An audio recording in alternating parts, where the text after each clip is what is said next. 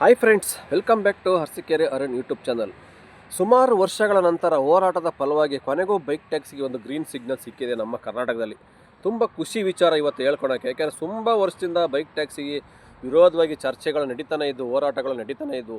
ಎಲ್ಲ ಹೇಳ್ತಾ ಇದ್ದಾರೆ ಬೈಕ್ ಟ್ಯಾಕ್ಸಿಗೆ ಯಾವುದೇ ಕಾರಣಕ್ಕೂ ಪರ್ಮಿಷನ್ ಬರಲ್ಲ, ಇದು ಇಲ್ಲಿಗಲ್ಲು, ವೈಟ್ ಬೋರ್ಡಲ್ಲಿ ಮಾಡೋಂಗಿಲ್ಲ.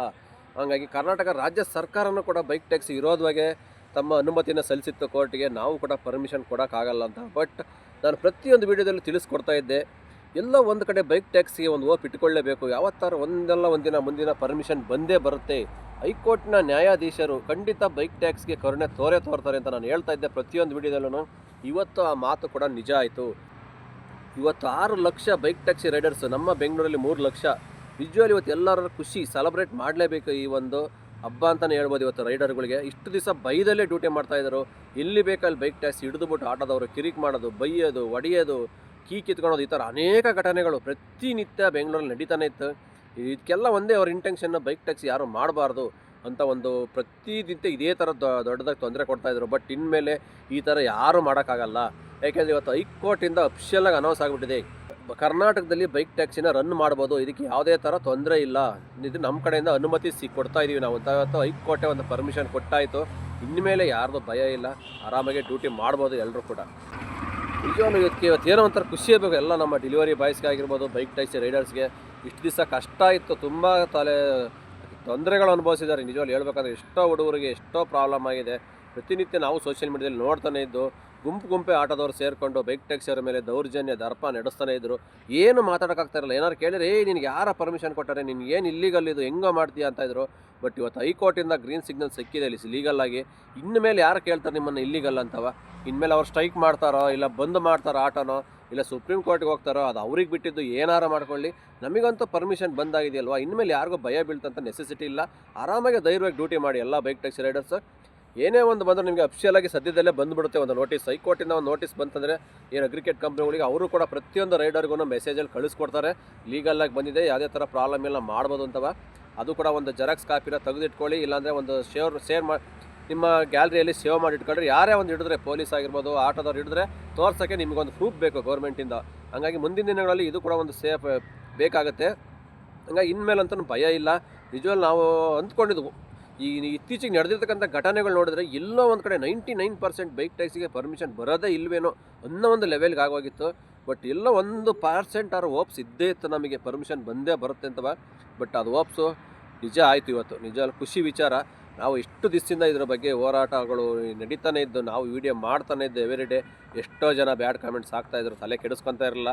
7,000 ಹೇಳ್ಕೊಳ್ಳಿ, ಒಂದಲ್ಲ ಒಂದಿನ, ಯಾಕೆಂದರೆ ದೇವರೊಬ್ಬ ಇದ್ದೇ ಇರ್ತಾನೆ ಅಂತ ಅವತ್ತು ಎಲ್ಲ ವಿಡಿಯೋದಲ್ಲಿ ಹೇಳ್ತಾ ಇದ್ದೆ.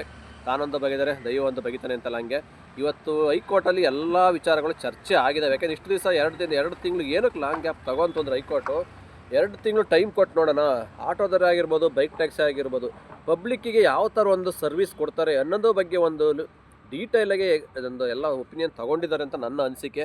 ಯಾಕೆಂದರೆ ಇತ್ತೀಚೆಗೆ ನಡೆದಿರ್ತಕ್ಕಂಥ ಬೆಳವಣಿಗೆ ಗೊತ್ತಿರಬೇಕು. ಆಟೋದಗಳದ್ದು ಸುಮಾರು ಗಲಾಟೆಗಳಾಗೋಯ್ತು ಬೈಕ್ ಟ್ಯಾಕ್ಸಿಯವ್ರ ಮೇಲೆ.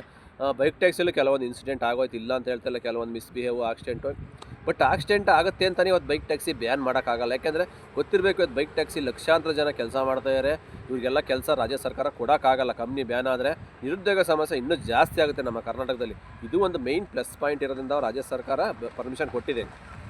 ಮತ್ತು ಇನ್ನೊಂದು ಮೇಯ್ನ್ ಪ್ಲಸ್ ಪಾಯಿಂಟ್ ಏನಪ್ಪ ಅಂದರೆ, ಇದಕ್ಕೆ ಪಬ್ಲಿಕ್ಸು ತುಂಬ ಅಳವಡಿಸ್ಕೊಂಡಿದ್ದಾರೆ. ಬೈಕ್ ಟ್ಯಾಕ್ಸಿ ಬಿಟ್ಟರೆ ತುಂಬ ಜನಕ್ಕೆ ಪ್ರಾಬ್ಲಮ್ ಆಗುತ್ತೆ. ಯಾಕೆಂದರೆ 300-400 ರೂಪಾಯಿ ಕೊಟ್ಟು ಕ್ಯಾಬ್ಗೆ ಆಟೋಕ್ಕೆ ಹೋಗೋಕ್ಕಾಗಲ್ಲ ಅವರಿಗೆ. ಮುಂದಿನ ದಿನಗಳಲ್ಲಿ ಇನ್ನೂ ದುಪ್ಪಟ್ಟು ಆಗುತ್ತೆ ಇದ್ರದ್ದು ರೇಟು. ಬೈಕ್ ಟ್ಯಾಕ್ಸಿ ಬ್ಯಾನ್ ಆದರೆ ಇನ್ನೂ ರೇಟ್ ಜಾಸ್ತಿ ಆಗುತ್ತೆ, ಜಾಸ್ತಿ ಕೇಳ್ತಾರೆ. ಹಂಗಾಗಿ ಸಾಧಾರಣ ಮಿಡಲ್ ಕ್ಲಾಸ್ ಫ್ಯಾಮಿಲಿ ಇವತ್ತು ಬೈಕ್ ಟ್ಯಾಕ್ಸಿಲಿ ಓಡಾಡೋರು. ಹಾಗಾಗಿ ಇವರೆಲ್ಲ ಅಷ್ಟು ದುಡ್ಡು ಕೊಟ್ಟು ಓಡಾಡೋಕ್ಕಾಗಲ್ಲ. ಇದು ಒಂದು ಕಡೆಗೆ ಥಿಂಕ್ ಮಾಡ್ತಾರೆ. ಇದು ಒಂದು ಆ್ಯಂಗಲಲ್ಲಿ ಥಿಂಕ್ ಮಾಡಿ ಹೈಕೋರ್ಟ್ ನ್ಯಾಯಾಧೀಶರು ಇಬು ಬಕ್ರು ಅವರು ಇವತ್ತು ನಿಜವಾಗ್ಲೂ ಬೈಕ್ ಟ್ಯಾಕ್ಸಿಗೆ ಒಂದು ಪರ್ಮಿಷನ್ ಕೊಟ್ಟಿರೋಕ್ಕೆ ತುಂಬ ಕೃತಜ್ಞತೆ ನಿಮಗೆ. ಎಷ್ಟೋ ಜನ ಬೈಕ್ ಟ್ಯಾಕ್ಸಿ ರೈಡರ್ಸ್ ಸಾಯೋವರೆಗೂ ನಿಮ್ಮ ಋಣದಲ್ಲೇ ಜೀವನ ಮಾಡ್ತಾರೆ ಅಂತ ಹೇಳ್ಬೋದು. ಯಾಕೆಂದರೆ ಎಷ್ಟೋ ಸ್ಟೇಟಲ್ಲಿ ಬೈಕ್ ಟ್ಯಾಕ್ಸಿನ ಕೇಸ್ ನಡೀತಾ ಇದೆ. ಕೆಲವೊಂದು ಸ್ಟೇಟಲ್ಲಿ ಪರ್ಮಿಷನ್ ಕೊಟ್ಟಿಲ್ಲ, ಕೆಲವೊಂದು ಸ್ಟೇಟಲ್ಲಿ ಪರ್ಮಿಷನ್ ಕೊಟ್ಟರು ಅದು ರೀಸೆಂಟಾಗಿ ಬ್ಯಾನ್ ಆಗ್ತಾಯಿದೆ. ಏನೋ ಒಂದಲ್ಲ ಒಂದು ಕಾರಣಗಳಿಂದ ಪ್ರಾಬ್ಲಮ್ ಆಗ್ತಾಯಿತ್ತು. ನಮ್ಮ ಕರ್ನಾಟಕದಲ್ಲೇ ಸುಮಾರು 10 ವರ್ಷದಿಂದ ಕೇಸ್ ನಡೀತಲೇ ಇತ್ತು. ಇವಾಗ ಫೈನಲಿ ಕರ್ನಾಟಕ ಹೈಕೋರ್ಟಿಂದ ಒಂದು ಅಫಿಷಿಯಲಾಗಿ ಅನೌನ್ಸ್ ಮಾಡಿದ್ರು, ಇನ್ಮೇಲೆ ಬೈಕ್ ಟ್ಯಾಕ್ಸಿನ ಮಾಡ್ಬೋದು, ಇದಕ್ಕೆ ಯಾವುದೇ ಥರ ತೊಂದರೆ ಇಲ್ಲ ಅಂತ ಕೊಟ್ಟಾರೆ. ಬಟ್ ಮುಂದಿನ ದಿನಗಳಲ್ಲಿ ಮತ್ತೆ ಏನಾದರೂ ಇದಕ್ಕೆ ಸ್ಟೇ ಆರ್ಡರ್ ತಂದು ಆಟೋದವ್ರ ಸಂಘಟನೆಗಳು ಮತ್ತೆ ಏನಾರು ಪ್ರಾಬ್ಲಮ್ ಮಾಡಿದ್ರೂ ಮಾಡ್ಬೋದು, ಹೇಳೋಕ್ಕಾಗಲ್ಲ.